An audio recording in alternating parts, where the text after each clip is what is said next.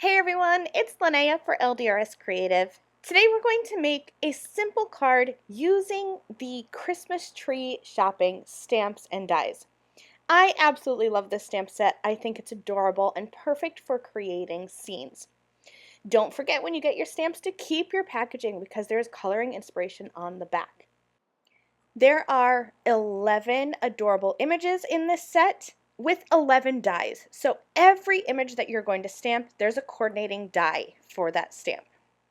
Let's go ahead and start coloring, and I will share a tip at the end of my coloring to show you how I get super crisp black stamping every single time. So I went ahead and I grabbed my Raven Hybrid ink and I stamped out all the images in this stamp set, and I'm going to color them in with alcohol markers. You can use whatever coloring medium you are most comfortable with, whether that's colored pencils or watercolors, whatever you like to use. I just tend to gravitate towards alcohol markers. It's what I learned to color with, and so I find them easy to use. I'm doing simple shading, usually just using 2 or 3 markers of each color for my blending. So I used a couple colors for the brown tree trunks, 2 for the greens on the tree, and now I'm actually going to be using 3 cool grays to color in the little polar bears. Don't forget though that you can step outside the box. These don't have to be polar bears. You can color them as brown bears or black bears, whatever you want. I'm going to color in these little penguins.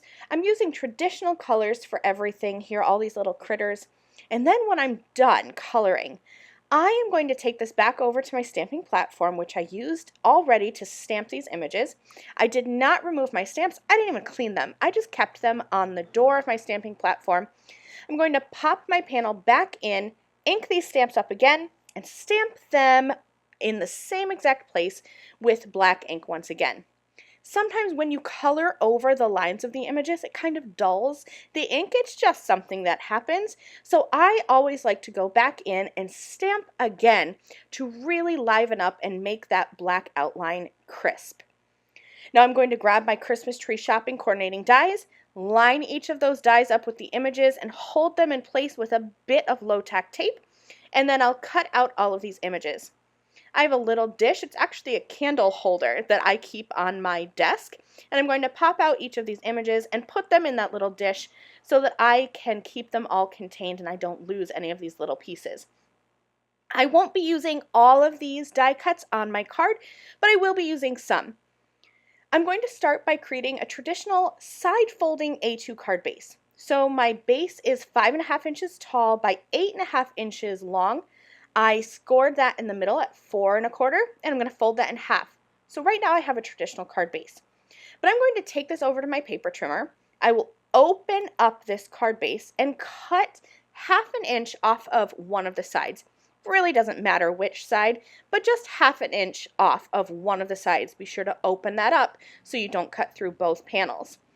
Now I'm going to have a little peek through strip towards the inside of my card. This is just something fun that I like to do occasionally to give a little bit of a twist on your traditional A2 sized card. I've added some masking tape. I've opened up this card and I am right now blending actually on the inside of my card. I'm blending greening towards the bottom, blue towards the top, just overlapping them in the middle to get a nice seamless blend. Then I will do the same thing on the front panel of my card over on the left.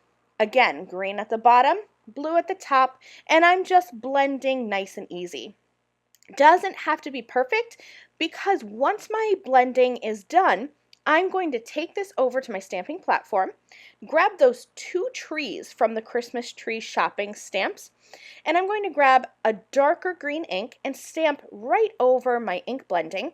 Notice that I did not remove my masking tape because I want to keep this stamping tone on tone on that ink blending. And I will just stamp these trees going every direction, turning them here and there, making sure that I have a random styling of these trees, and I'll stamp them all the way down my card front.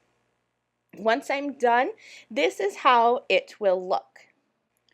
I have that ink blended panel, that masked panel over on the left side of my card with those trees stamped. And then that ink blending over on the right is actually on the inside of my card. You'll see that at the end. I'm going to grab some of my Christmas tree shopping images and arrange them how I want them to be to create my little mini scene. Once I get them arranged, I will add them onto my card with some foam tape, and then I grabbed a simple Merry Christmas sentiment from my stash, and I stamped that in the white space that is masked off without any ink blending.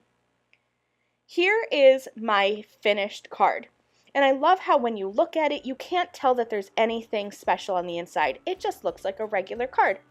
But when you grab this and when you open it up, you open up that front panel, you can see that that ink blending carries over not only on the side, but onto the inside of your card, and it just adds a nice finishing touch. That's it for this card. Thank you so much for joining me. I'll see you again soon. Bye.